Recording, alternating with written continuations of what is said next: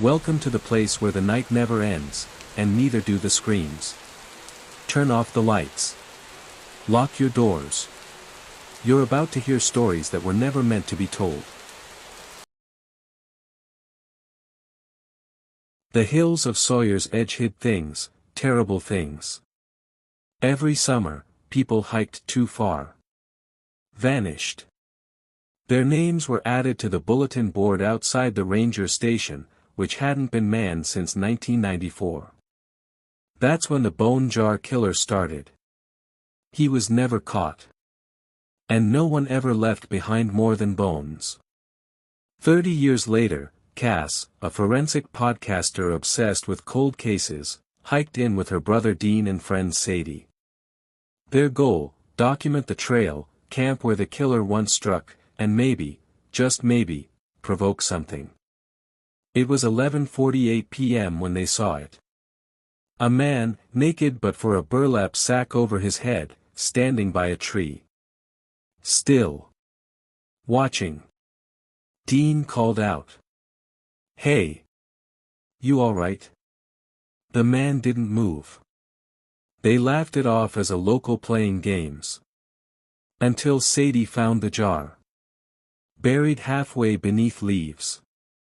Inside, a tooth. A piece of hair. And something that looked like a finger joint, polished clean. A label, scrawled in ink.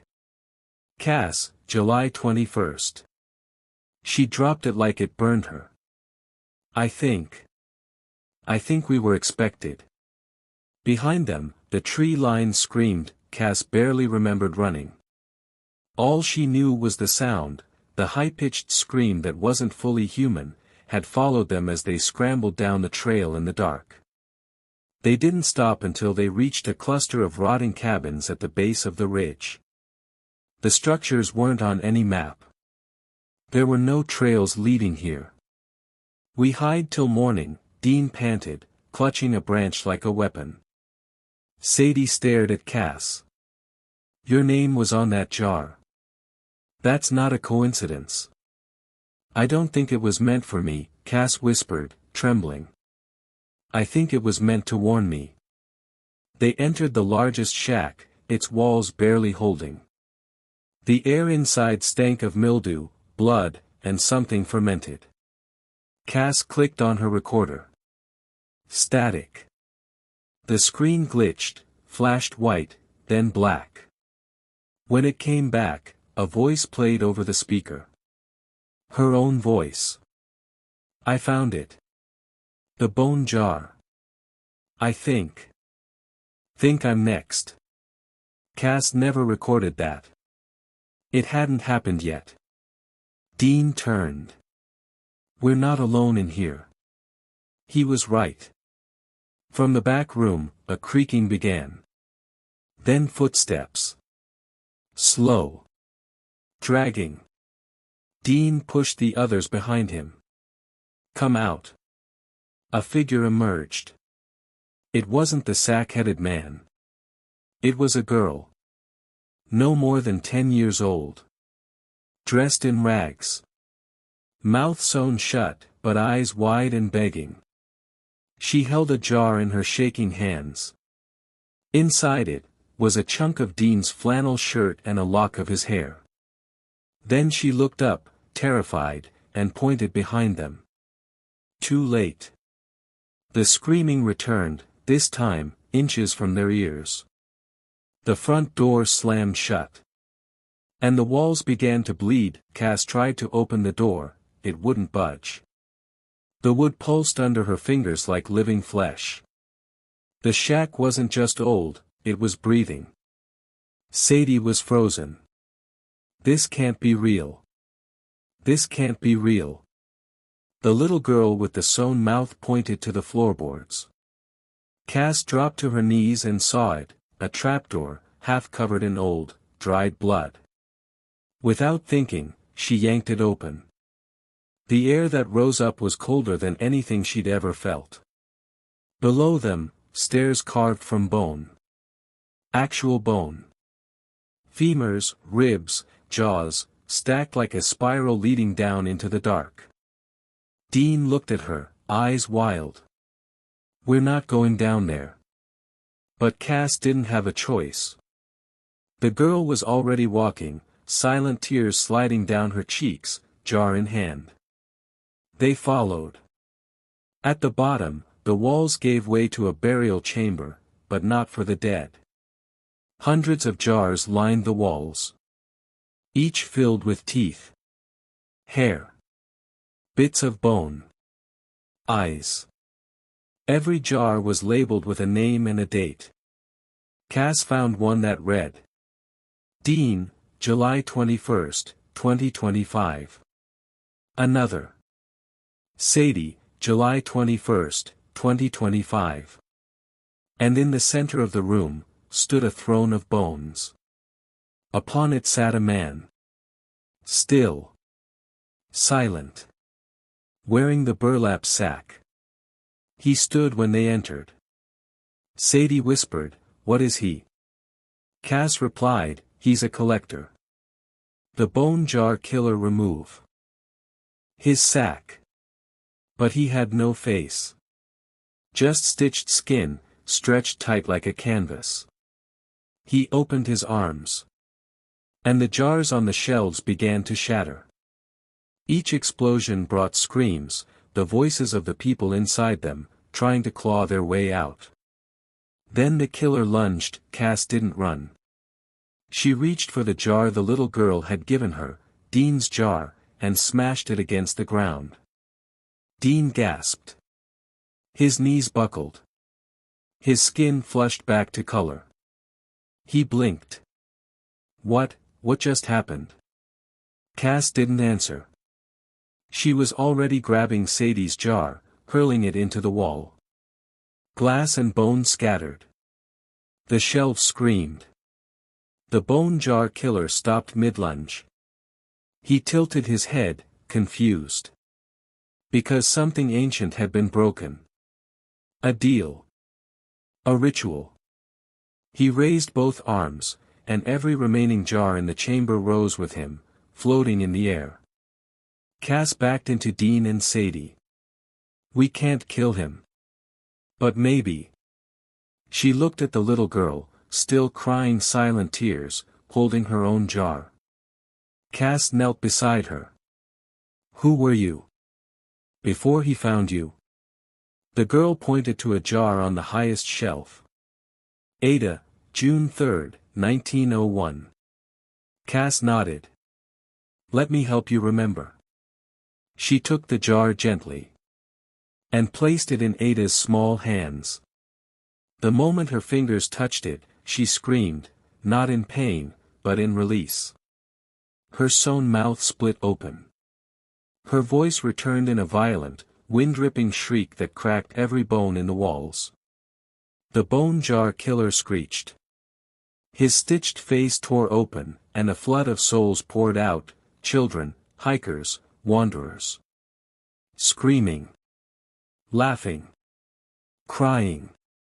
Free. The killer staggered, as if deflating. Then dropped to his knees. Cass, with trembling hands, reached for the sack on the floor. She looked at the others. "If we want to leave, someone has to take the place." Ada looked up at her. "No," Cass whispered.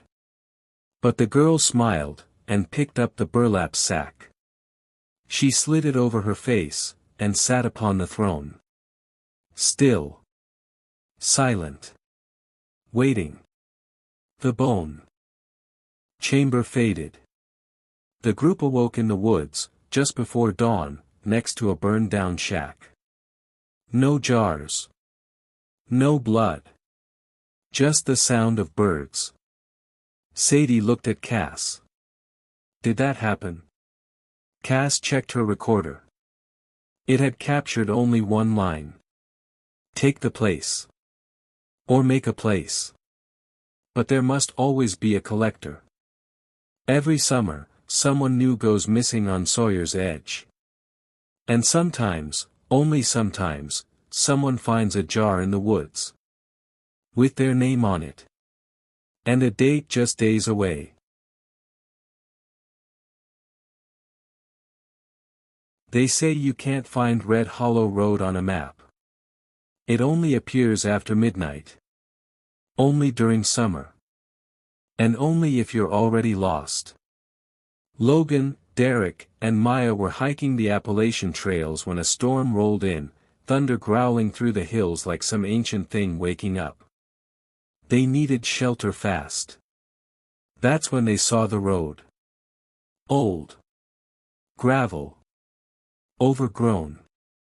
And at the very end, a white house, lit by a dim yellow porch light, like it had been waiting for them. Must be a ranger's cabin, Logan said, hopeful.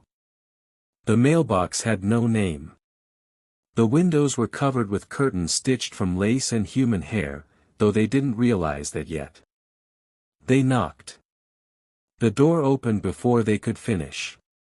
A woman stood there. Pale.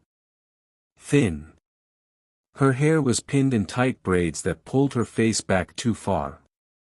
She wore a red nightgown that didn't touch the floor. She smiled too slowly. You're just in time for supper. The woman introduced herself only as Mrs. Altham. No, miss, no, ma'am. Just that name, spoken like it had weight. Like it belonged to the house more than to her.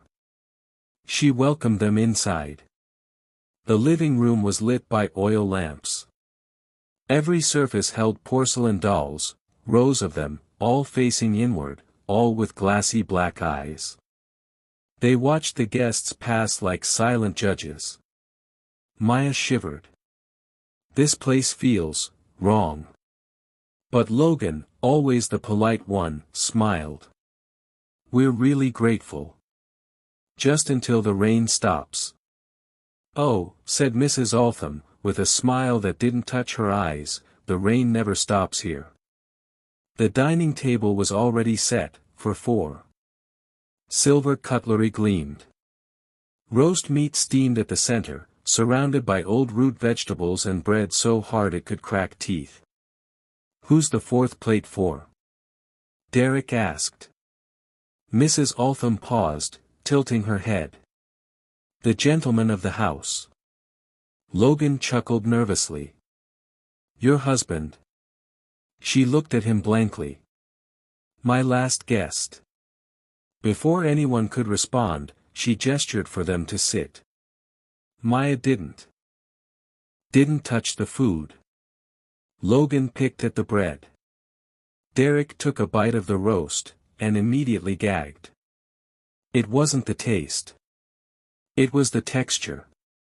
Fibrous. Rubbery. Wrong. He dropped it, coughing. What is this?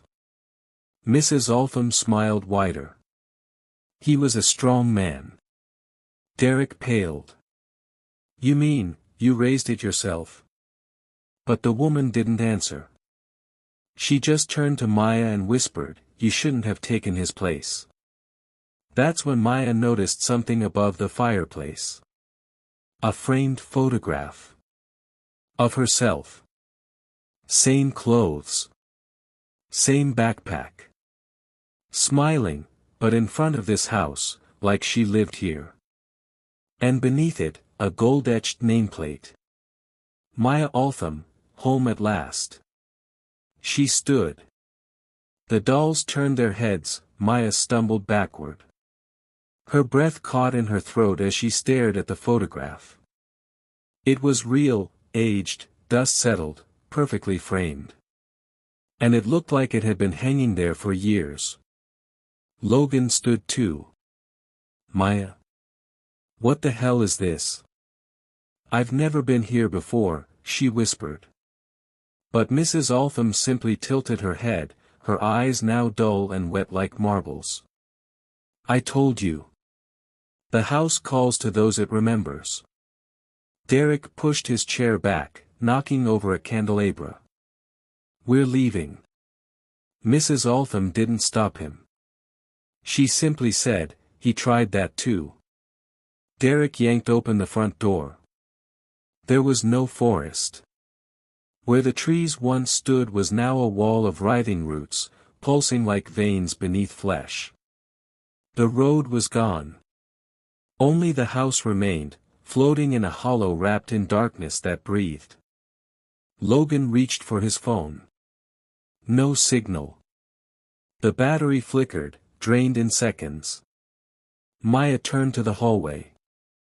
At the end stood a glass cabinet, and inside were more dolls, each one labeled with a name and a date. One read, Derek, August 2021. Another, Logan, September 2022. And the newest one, had her face. Maya. July 2025. The eyes on the doll were moving.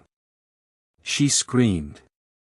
The hallway grew longer, the wallpaper peeling in reverse, revealing old face. Beneath it, screaming, stitched into the house. The very walls were made of people who tried to leave. Logan grabbed Maya's hand. We're breaking a window, now. But the glass wouldn't shatter. It bent like skin. Behind them, Derek backed into the parlor. The dolls on the mantel were now standing upright. Watching. Tilting their heads in unison. And the last thing he saw, before he was pulled into the dark beneath the table, was the portrait above the fireplace changing. It now showed all three of them. Seated. Smiling. Soulless. Derek's scream echoed through the walls, then cut off. Logan and Maya ran. Not toward the door, not toward the windows, but up the stairs, desperate for somewhere the house hadn't infected. But the second floor was worse. Wallpaper crawled with veins. Picture frames blinked. The ceiling sagged like lungs inhaling. A faint music box tune played from nowhere and everywhere at once. I know the way out, Maya whispered. I think I remember it. Logan stared at her. What do you mean, remember? She didn't answer. Because now she did remember. She had been here before. As a child. Her parents had stopped at this same road, Red Hollow Road, though they never spoke of it afterward. Her father went inside. Never came out. Her mother ran and never looked back. And now Maya remembered her mother's last words. If you ever see her again, don't speak. Don't eat. Don't remember. Too late. The door behind them creaked open. Mrs. Altham stepped in. But she no longer looked human. Her skin was wax. Her arms too long, fingers jointed like spider legs. Her eyes were sewn shut with black thread, but she still saw them. Welcome home, child, she crooned, voice echoing with hundreds of others underneath. You were always mine. She reached toward Maya. Logan stepped between them, holding a shard of broken porcelain from a shattered doll. Touch her, and I'll end you. Altham smiled sadly. They all say that. She grabbed Logan. Logan's face. His eyes rolled back. Skin blistered. He dropped like a puppet with strings cut. Maya screamed, but not in fear. In fury. She leapt at the widow, driving the porcelain into her throat, then again. And again. She didn't stop until the wax cracked, until the stitching split, until the house shuddered. Everything went still. Then, the floor began to collapse. The house was dying. Maya ran. Through twisting halls, past screaming dolls, out the front door. Into blinding daylight. The road was back. The forest alive. Birds chirped. She turned to look behind her. The house was gone. No rubble. No smoke. Just wildflowers and trees. Logan's body didn't follow. Maya now hikes alone. She doesn't speak of Red Hollow Road. But she knows it's still out there. She knows the widow is never truly gone. And every now and then, when she walks past a forest clearing in the summer heat, she swears she sees a flicker of a white house, standing just behind the trees. Waiting. Watching. Whispering. Welcome home, child.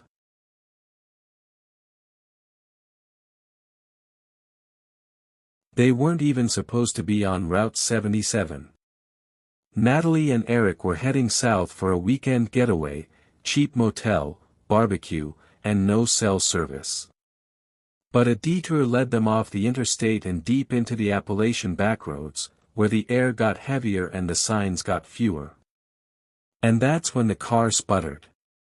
The engine died somewhere near Marlow County, a place so small it wasn't even on GPS. Natalie hit the dash in frustration. Eric stepped out into the sticky night, the air smelling like diesel and wet dirt. Just ahead, a flickering neon sign. Fuel pump, 77 stop, last gas for 60 miles. The building was ancient, cinder blocks, a bug-covered streetlight, and a rusted ice chest outside. A bell jingled when they stepped in. Inside was dim and cold, lit by a single humming fluorescent bulb. Dust danced in the air. Shelves held expired snacks and off-brand soda. Behind the counter stood a man, tall, wiry, in filthy overalls and a tan shirt with no name tag. He smiled. The smile didn't reach his eyes. "Evenin'. You folks lost?" Natalie hesitated. "Car broke down just back there." He nodded slowly. "Happens a lot here. She's an engine graveyard, this stretch. Lucky you saw our light." Eric asked about a tow. The man just kept smiling. "I can take a look for ya. Got tools out back." Something about him made Natalie's stomach knot. The way he stared at her, not pervy, not curious, just cold. Like he was already picturing something. Still, they followed him outside. Behind the station was a crooked garage with no sign. Tools hung neatly on hooks. Too neatly. The man opened a rusted drawer. Inside, keys. Dozens of them. Some still had keychains attached, baby shoes, Hello Kitty, tiny family photos. Eric asked, "Where'd you get all those?" The man didn't answer. He just turned to Natalie. "You like to scream?" Natalie froze. Eric laughed nervously. "What did you say, man?" The attendant wiped his greasy hands on a rag.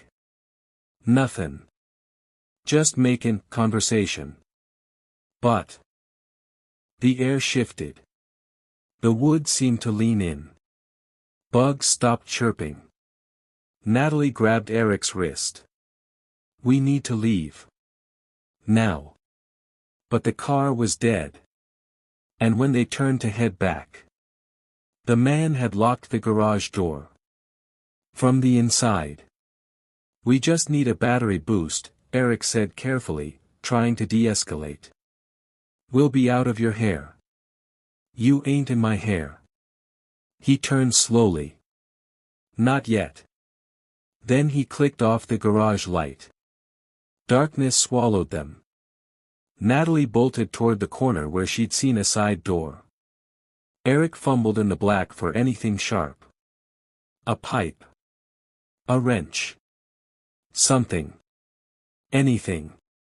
But when Natalie pushed through the side door, she didn't step outside. She stepped into a hallway. Narrow.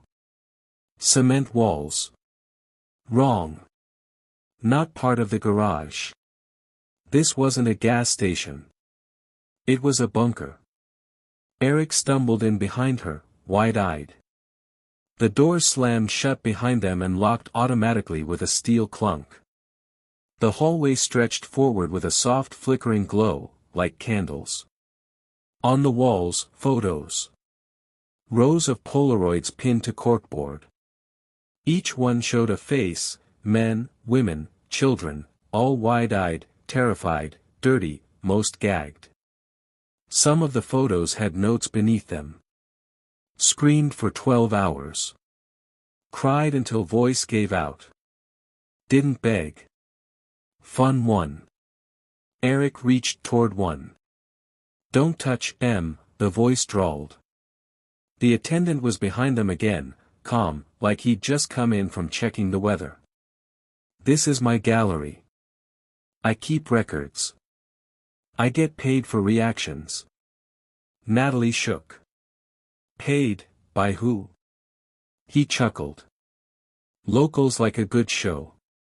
Lotta bets get placed. You'd be surprised what kind of fun folks find when nobody's looking. Eric lunged. Tried to tackle him. The attendant stepped aside with trained precision, not his first time. He slammed Eric's head against the wall with a sickening crack. Blood painted the photo of a boy named Caleb. Eric slumped. Out cold. Natalie backed away. The attendant smiled, pulled a remote from his pocket, and pointed it at the far wall. A screen flickered on. CCTV footage, grainy black and white. One showed a dark room with a metal chair. Chains. The other showed Natalie. Right now. I told you, he said softly, stepping toward her. I like to watch. Natalie ran. Down the hall, past the flickering lights, through a steel door cracked open just enough. Behind her, the attendant's footsteps echoed slowly, deliberate. Like he enjoyed the chase. She burst into a room that smelled like rust and rot. A bare mattress stained dark sat in the center. Chains anchored to the floor. A bucket in the corner. And on the walls, handprints, bloody, small. Scratches, deep and desperate, clawed into the concrete. One name repeated again and again. Ellie. Ellie. Ellie. A door on the other side creaked open. She ducked behind a stack of crates. The attendant strolled in, dragging something heavy behind him. Eric. Unconscious, barely breathing, zip-tied at the ankles and wrists. His face was pale. Lips split. The man dropped him onto the mattress and sighed. People always think they're different. That they'll fight. But they all end up sittin' right here. He knelt beside Eric and pulled out a handheld camcorder. Hit record. This is for the boys in town. We're talking bets. He'll scream first, I guarantee it. Natalie felt bile rise in her throat. She spotted a fire axe by the door. She crept toward it. But then, a voice crackled over a speaker somewhere in the ceiling. A woman's voice. Calm. Almost amused. Unit 4, what's the delay? The attendant stood. Got a feisty one. You've got 30 minutes, the voice replied. Show starts at midnight. Sheriff's already here. Natalie froze. Sheriff. He was in on it. This wasn't just one psycho. This was a network. She grabbed the axe and ran. The attendant shouted. Alarms blared. Red lights pulsed as steel shutters began slamming down in every direction. She turned corners blindly, heart hammering, dragging her hand. Along walls until she reached a stairwell. Rusty. Narrow. Leading down. She hesitated, but the footsteps behind her left no choice. She descended into black. The temperature dropped. The floor was dirt. The air tasted like iron. She emerged into a buried cabin, long rotted and reclaimed by the earth. Lanterns flickered on crooked nails. And against the far wall, she saw them. People. At least 6. Chained. Dirty. Thin. But alive. One woman looked up. Her voice cracked. "Help, please. He makes us watch." Natalie stepped closer, and saw what they were facing. A wall of TVs. Each screen showed a different chamber, each room like the one she'd been in. A collection of suffering. Past victims. Real-time victims. And at the center, a monitor showing the gas station above.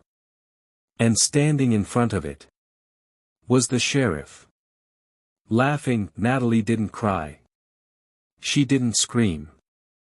She just stared at the wall of monitors, her jaw clenched, mind breaking apart and reforming into something colder. One screen showed Eric, still tied, barely conscious. The camcorder pointed at his face like a loaded gun. Another screen zoomed in on her, a ceiling camera. They were watching everything. She turned to the prisoners. "How long have you been down here?" The woman coughed. "Weeks. Maybe months. Time's weird. We're the rejects. Too quiet. They keep us alive to keep the odds fresh." "Odds?" Natalie asked. "They bet on us. Screams, blood, how long we last. It's a business." Natalie spotted bolt cutters near a shelf of old tools. She grabbed them, snapping 2 chains, freeing the woman and a younger man. They flinched at her kindness. "No one helps down here," he said. "They just watch." "Not anymore." The sirens above stopped. Silence fell over the cabin like a warning. Then, footsteps. Slow. Confident. The attendant entered, axe in hand, coat now unbuttoned to reveal a badge beneath. "Sheriff Deputy Number 404, M. Harlan." "It's always the quiet ones," he muttered. "You messed up a perfectly good bracket, sweetheart." Natalie lunged. The axe missed her by inches, smashing into a wooden beam. She drove the bolt cutters into his knee, hard. He screamed, collapsing. She stomped his hand until he let go of the axe. Then she swung. Not once. Not twice. 7 times. When he stopped moving, Natalie was soaked in blood and shaking. She looked back at the prisoners. "Let's burn this place." They made it up the stairwell. Into the garage. The fuel tanks in the back leaked like open wounds. She found a lighter in the attendant's coat. As flames spread, she dragged Eric out to the dirt road, the others limping behind. The building roared. Then headlights, a cruiser pulled up. The real sheriff stepped out. Gun raised. "Get on the ground, now." Natalie stared him down. "You're one of them." He smiled. "Course I am. Can't have this show running itself, now can we?" She raised the lighter. He chuckled. "What's that supposed to do?" She flicked it. Dropped it. The gas ignited in a firestorm. The station exploded in a blast so loud it shook the mountains. The sheriff's car flipped. The screens melted. The TV show ended. Weeks later, travelers reported finding melted pavement and ash at the spot where exit 77 once stood. The sheriff's body was never found. Neither was Natalie's. But if you drive those back roads late at night, sometimes you'll see a new stand along the highway. No sign. Just a woman in a flannel shirt. Selling cold sodas, and maps. And if you're unlucky enough to stop, you'll see a handwritten label on the map. Sweet detours, last chance to scream. They arrived at Pine Hollow Ridge just before sunset, 5 camp counselors, all new hires at the summer camp reopening for the first time since the incident 10 years ago. Lena, Marco, Ty, Jules, and Heather. All in their 20s. All eager to drink, flirt, and tell scary stories. The kids wouldn't arrive until Sunday. This was their bonding night. They set up camp in a clearing by the lake. No cell service. Only the sounds of loons and bullfrogs, and a sky so clear it looked unreal. As the fire crackled, the drinks flowed, and Jules, always the loudest, began telling the camp's infamous story, the Watcher of Pine Hollow. A man who once lived in these woods. Rumor had it he'd watch campers from the trees, never blinking. They say when he smiled with too many teeth. Heather laughed too loud. That's just legend, she slurred. That's when Marco noticed something. Who the hell is that? Across the fire, just past the reach of the flames, stood a man. Not moving. Not speaking. Just watching. His eyes reflected the firelight like an animal's. He wore a wide-brimmed hat, like a park ranger, and a gray coat caked in forest grime. His hands hung loose at his sides. Ty stood up. Hey. You okay, buddy? No response. Sir. Jules added, voice tight. Still, nothing. Just a grin that curled slowly, almost painfully, into existence. Marco took a step forward, but when he blinked, the man was gone. Just vanished. They searched the trees. Nothing. Not a footprint. Not a branch broken. Bear? Heather asked. No bear stands like that, Lena whispered. They sat in silence after that. But the feeling didn't leave. They all felt it. Like eyes were still on them. Watching. None of them slept that night. The trees creaked. Twigs cracked. The fire died by 3 a.m., but no one dared move to rekindle it. At some point, Lena swore she heard breathing behind her tent, slow, shallow, human. By morning, they tried to laugh it off. Maybe someone had been messing with them. A hiker. Or a sick joke by the camp manager. Anything to make sense of it. But when Heather went to grab her backpack, it was missing. So was one of her boots. She found them hanging 30 feet up in a pine tree, tied together with her own hair. That afternoon, Marco wanted to leave. We've got keys. We've got gas. We don't have to stay until Sunday. But Jules insisted. This is our job, man. It's just some woods creep. Don't let him get in your head. They stayed. That night, they built a new fire. Closer together. Tighter circle. Then, around midnight, it came again. A laugh. But not normal. Not right. It started quiet, like a man chuckling into his sleeve, but grew louder, sharper, and closer. And the strangest thing was how it moved, first behind them, then off to the right, then suddenly far away, then directly above them, in the trees.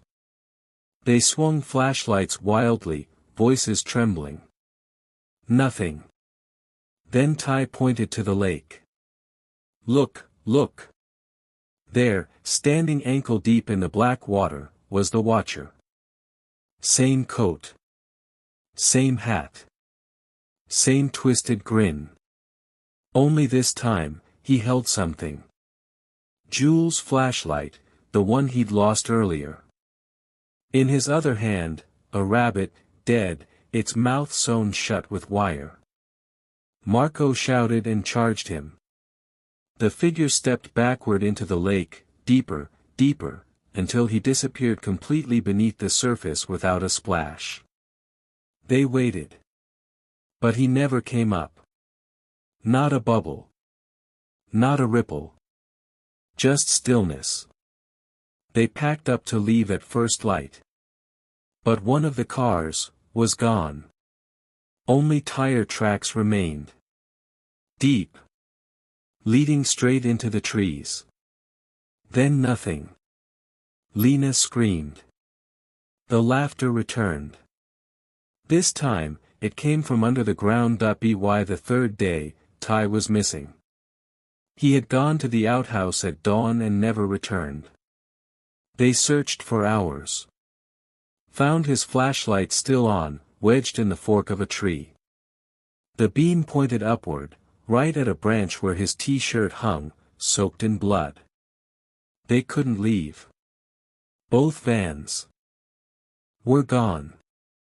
No reception. The trail they hiked in on looped them back to the same clearing after 2 hours of walking. "We're trapped," Lena whispered. Jules agreed. "This is a setup. This is a game." That's when Heather found the carvings. They were on the trees surrounding the fire pit. Fresh. Deep. Names. Jules. Heather. Lena. Below each name, a date and time. Jules said July 15 to 2:12 a.m. That was tonight. Heather's was scratched just below it, July 16 to 3:33 a.m. There was one more name on a separate tree. Axe Ty, July 14 to 1 a.m. They checked the timestamps on their phones. Ty had vanished at exactly 1 a.m. That's when the trees started bleeding. Dark, sticky sap oozed from the carvings, thick like oil. It dripped onto the moss, soaking the dirt. The scent was metallic, not sap. Blood. Jules ran to the water's edge and threw up. Across the lake, on the opposite shore, the watcher stood again. Barefoot. Arms out like a scarecrow. His coat was dripping. A string of rabbit skulls hung around his neck. And then, without a sound, he began walking across the water. Not through it. Not in it. Across it. Heather screamed. Lena dragged her back. They ran, through the woods, past the carved trees, deeper into the hollow. Their only hope was to lose him in the thicket. Instead, they stumbled into something worse. A clearing. At the center, a circle of bones, all arranged around a makeshift altar made from a rotting canoe. On it, laid neatly, Ty's hand. Still wearing his camp ring. And carved into the canoe in perfect letters. Axe Jules, T-N-I-G-H-T. They ran until their lungs burned. Deeper into the woods, away from the altar, away from the lake. But somehow, no matter where they turned, the trail kept folding back on itself. Even the stars above looked wrong. Tilted. Misaligned. Heather collapsed near a dead tree. Lena helped her up. "We have to keep moving." Jules didn't respond. He stood frozen, staring at the trunk. Carved into it were words that hadn't been there before. "He never leaves." And beneath it, fresh carvings. Lena, July 17 to 1:44 a.m. Heather, July 18 to 2:26 a.m. Jules' name was gone. "I don't want to die," Heather sobbed. "You won't," Lena lied. That night, back at the campsite, because, somehow, they were back again, the fire was already lit. No one had touched it. Around the flame sat Jules. But not Jules. He was smiling too wide. His shirt was wet. His eyes glassy. And when Lena stepped closer, she saw wire across his lips. His smile was sewn on. "Run," he whispered, though his mouth didn't move. The wire strained. Blood trickled from the corners. Behind him, in the shadows between the trees, the watcher waited. Lena screamed. Pulled Heather and ran again. Into the forest. Into the dark. But the woods were alive now, whispering their names, laughing in their voices. Heather was yanked into the trees by hands too fast to see. She was gone in seconds, only her scream lingered. Lena ran until she collapsed. When she awoke, it was morning. Silent. Bright. Birds chirping. She was alone at the edge of the lake. Campers were arriving in a school bus. A man stood beside her, clean, professional-looking. Dressed in a ranger's uniform. He held out a hand. "You must be Lena. Glad to have you on staff." She blinked, throat dry. "What?" He smiled. Too many teeth, Camp Pine Hollow opened on schedule. No one spoke of the missing staff. No one questioned the new counselor named Lena, who now smiled too much, and never blinked during story time. The children loved her. Especially the stories she told by the fire. About the man across the flames. The old woman lived in a slumped cabin tucked into the wet hills of Beartown Hollow, where the air was thick with gnats and secrets. Everyone called her Miss Elma, but no one knew her last name. She hadn't been seen in church in years. Still, her homemade blackberry jam, sold in rust-covered mason jars at the edge of Route 12, was famous for tasting just like childhood. Locals swore by it, even if they whispered about her at night. When Kayla, Miles, and Jesse passed through that July evening, they were just three bored friends on a summer road trip through the Appalachian backroads.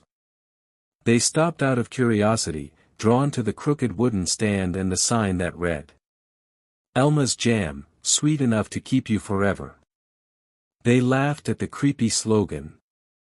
"Perfect for your TikTok," Miles joked, filming Miss Elma as she hobbled out from the trees. Her thin gray braid was soaked with sweat. She smiled too wide, eyes cloudy, voice crackling like dry leaves. "Y'all like sweet things," she croaked. They bought 2 jars. Elma gave Jesse a third one for free, "My extra special batch," she whispered, pushing it into her hands with shaking fingers. Back in the car, Kayla popped the jar open. The smell was strong. Sweet, yes, but also, sour underneath.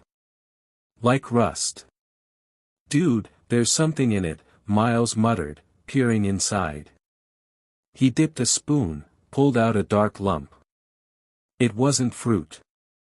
It was a fingernail, long, yellowed, and jagged, curled like it had once belonged to something still alive. They screamed. The jar slipped from Kayla's hands and shattered in the back seat. Jesse, pale and shaking, turned to the woods. Miss Elma was still standing by her shack. She was waving, they should have driven off. Miles begged them to. But Jesse wouldn't leave. "She gave me this," she whispered, holding the jar Elma had handed her. Unlike the other 2, this one was sealed with thick black wax. No label. Just a deep X scratched into the glass. She said it was special. That word echoed like a curse in Kayla's head. They pulled over just past the ridge. Dusk was settling in, and the trees creaked with cicadas. The air grew cold, unnaturally cold for July. Jesse was already walking back down the trail toward Elma's cabin. She might be sick, Jessie said. Delusional. We should at least tell someone. Tell who? Miles hissed. That we found a fingernail in jam and now we're playing Scooby-Doo. Let's go. But something had already shifted in Jessie. Like she wasn't hearing them anymore. She pushed past the wild growth toward the cabin. Reluctantly, Kayla and Miles followed. Elma's place looked like it was sinking. The front steps were rotted, the porch caved in. Jam jars lined the railing like glass eyes, filled with red, purple, and darker things. Some had cloudy shapes floating inside. Kayla tried not to look too close. There were no lights on. No sound but the soft buzzing, as if bees were trapped inside the walls. They crept around the back, hoping for a better look. That's when Miles stopped dead. Do you see that? He whispered. There, behind the shed, was a hatch, half buried in the earth and chained shut. An old root cellar. The wood was black with rot. Scratches ran across it, long, claw-like gouges, deep and angry. And on the door, in faded white paint, someone had written. Hole, do not open, they're still hungry. Jessie stepped forward. Her fingers gripped the lock. Kayla grabbed her wrist. What the hell are you doing? She gave me the key, Jessie muttered. And sure enough, in her other hand, a small iron key. Twisted. Handmade. It looked ancient. Miles backed away. No. Hell no. We are leaving. Then the buzzing grew louder. From beneath the cellar. But it wasn't bees. It was whispers. Whispers that knew Jessie's name. Jessie's hand trembled as the iron key slid into the lock. The chain loosened with a rusty groan, like something holding its breath had just exhaled from underneath the ground. Jessie!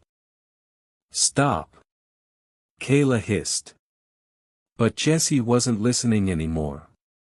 She was humming. A soft, eerie lullaby none of them had ever heard before, like something passed down from a dead grandmother no one remembered. The hatch creaked open. A wave of rot rushed out. Not just the scent of decay, but something wet and wrong, like the air itself was soured. Stairs descended into blackness. The buzzing whispers grew louder, clearer, shaping into voices. Dozens, maybe more. Some laughed. Some wept. Some just chanted her name. Jessie. Jessie. Jessie. Kayla pulled out her phone, but the screen flickered and died. Miles' flashlight stuttered and dimmed. The air was heavy, too heavy to breathe right. They should have run. Instead, Jessie stepped into the dark. The moment her foot touched the bottom step, something changed. The air snapped. The trees above seemed to lean away from the cabin, like they knew what lived beneath it. Miles followed, cursing under his breath. Kayla hesitated. Then descended behind them. The basement was massive. Dirt walls. Shelves lined with hundreds of mason jars, but none held jam. Each was filled with pieces. Fingers, eyes, teeth, scraps of paper with names. Names like Debbie Taylor. Sandra Lynn. Abigail Cross. All were listed as missing over the past 20 years. Kayla staggered back. Her foot hit something metal, a giant barrel. She peeked inside. It was filled with a mixture of blood and blackberry pulp, swirling thick and black. Floating inside it. A jawbone. Jessie walked up to a shelf and picked up a jar with her own name on it. Look, she whispered. She already made mine. Suddenly, a noise from the corner. A scraping. A shape hunched in the shadows. It wasn't Elma. It was someone else, covered in dried pulp, their mouth sewn shut with black thread, crawling toward them on all fours like a broken animal. Kayla screamed. Then the cellar door slammed shut above them. The cellar door slammed shut like a guillotine, plunging them into complete blackness. The whispers vanished. So did the creature. Only the sound of dripping remained, the slow, thick drip of jam, or blood. Kayla clawed at the walls, searching for the steps. "Jesse, Miles, where are you?" No answer. Just breathing. Then, footsteps. Not hers. Soft and slow, like someone barefoot, walking just behind her. She turned, nothing. But the steps circled her, closer and closer. A faint blue glow flickered from the far wall.